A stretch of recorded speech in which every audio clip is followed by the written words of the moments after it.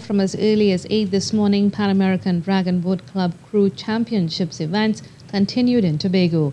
On Thursday, clubs participated in a parade through the streets of Scarborough to start the championships. A total of 64 teams from 4 countries are currently in Tobago for the event.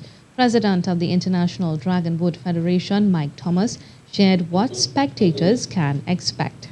They're doing 1,000-meter races and later in the day 2,000-meter races. So when they actually start these races, they're probably some of the most challenging races they do. There'll be some great fun out on the water there today, and it'll set the scene because then tomorrow they do 500 meters and following day 200-meter races. He said so far the teams have had no issues.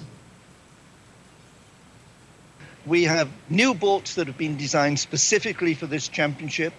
They're very seaworthy. The teams feel very comfortable in the boat.